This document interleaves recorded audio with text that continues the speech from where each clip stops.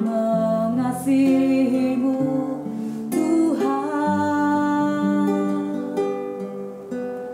temukanlah di hatiku hati yang menginginimu, Tuhan. Sebab pribadimu lebih berharga dari semua berkat yang ku terima. Semakin manis, bertambah manis, semakin berkenan dan terus berkenan, ku berbahagia mengenalmu, Tuhan. Ku mengasihimu hingga akhir waktu.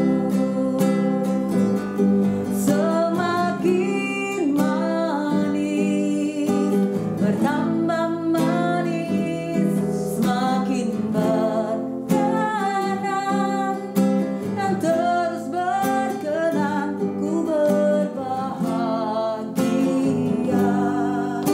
mengenalmu, Tuhan. Ku mengasihimu hingga akhir waktu. Ku mengasihimu hingga akhir waktu.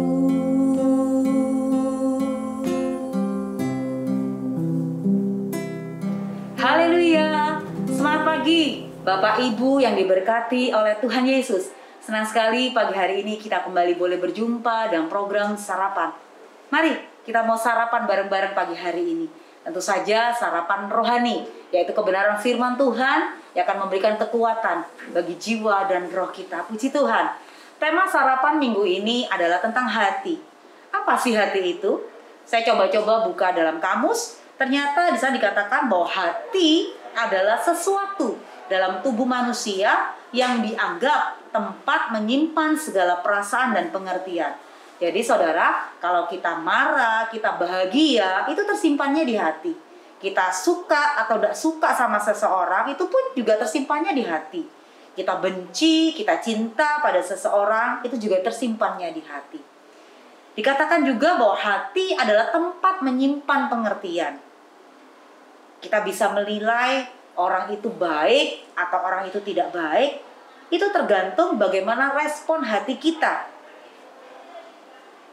Untuk itu saudara, sangat penting untuk punya respon hati yang benar. Bahkan sampai-sampai di Alkitab pun memberi peringatan buat saudara dan saya. Apa itu peringatannya? Ada dalam Amsal 4 ayat yang ke-23. Di sana dikatakan, jagalah hatimu dengan segala kewaspadaan, karena dari situlah terpancar kehidupan. Di sini ada perintah buat saudara dan saya, yaitu untuk menjaga hati. Bahkan saudara, dalam Alkitab bahasa Inggris, di sana dituliskan lebih jelas lagi. Di sana dikatakan bahwa jagalah hatimu lebih dari apapun juga. Luar biasa saudara. Ini menarik buat saya. Jujur, saya pribadi menjadi penasaran. Ada apa sih sebenarnya dengan hati ini? Sampai-sampai Tuhan bilang dalam firman-Nya, supaya kita menjaga hati ini lebih dari apapun juga. Luar biasa. Mari, sama-sama kita mau belajar kebenaran firman Tuhan. Mengapa hati ini harus dijaga? Yang pertama, saudara, karena hati kita itu menentukan respon dan keputusan dalam kehidupan kita. Saudara dikasih Tuhan, hati kita ini memiliki pengaruh yang besar dalam hidup kita. Hati kita adalah master control yang mengontrol seluruh kehidupan kita. Mengapa saudara? Hati ini kok besar pengaruhnya? Yang pertama, sebab segala sesuatu itu bersumber dari hati. Di dalam Matius 15 ayat 18 di sana dikatakan bahwa apa yang keluar dari mulutmu itu meluap dari hatimu. Maka dari itu, jika hati kita bersih, maka bersih pula pikiran kita. Jika pikiran kita bersih, maka bersih pula perkataan kita. Jika perkataan kita bersih, otomatis bersih pula perbuatan kita. Amin, saudara. Ada contoh dalam Alkitab. Ada tokoh dalam Alkitab yaitu Kain.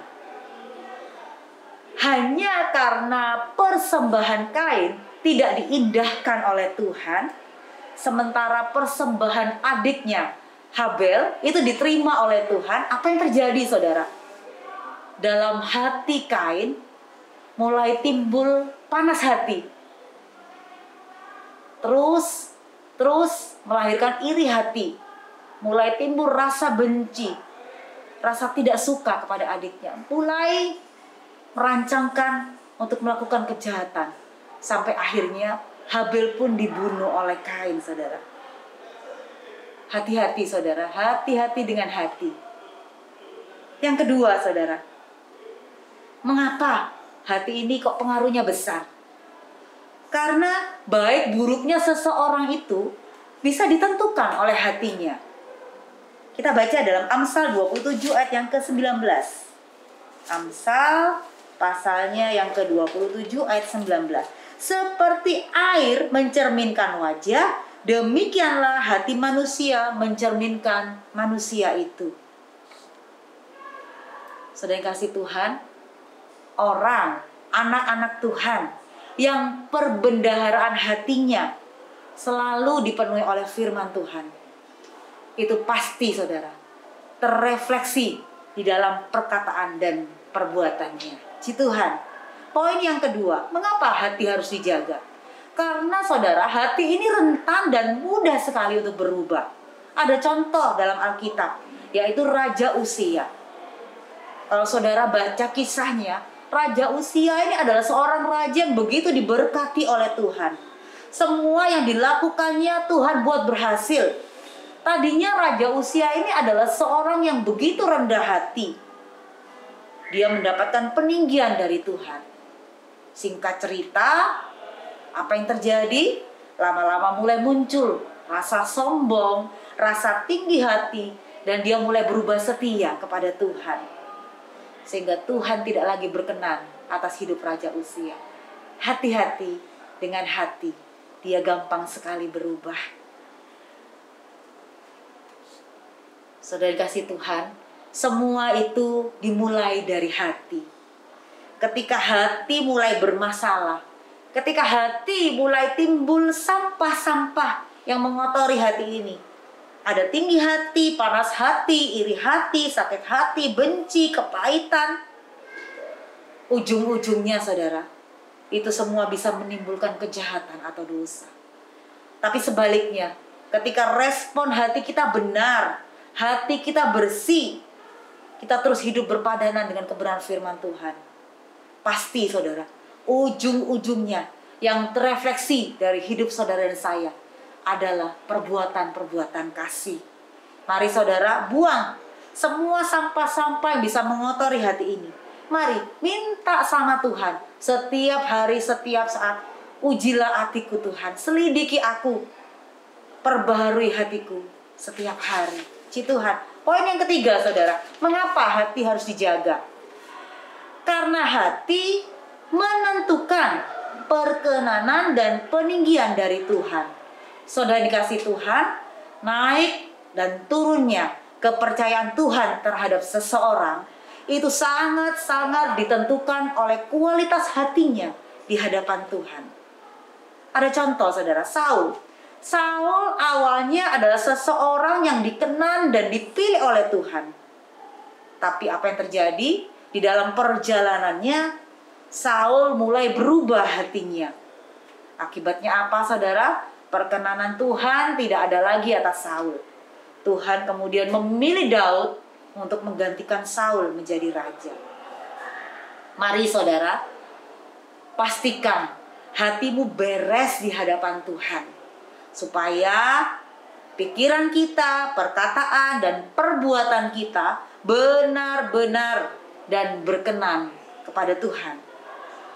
Ketidakberesan dalam hati itu akan menghalangi sukacita dan damai sejahtera dalam hidup kita. Dan itu akan menghambat berkat-berkat Tuhan turun atas hidup kita. So, saudara yang kasih Tuhan, hati-hati dengan hati. Semangat pagi, semangat beraktivitas. Tuhan Yesus memberkati. Haleluya.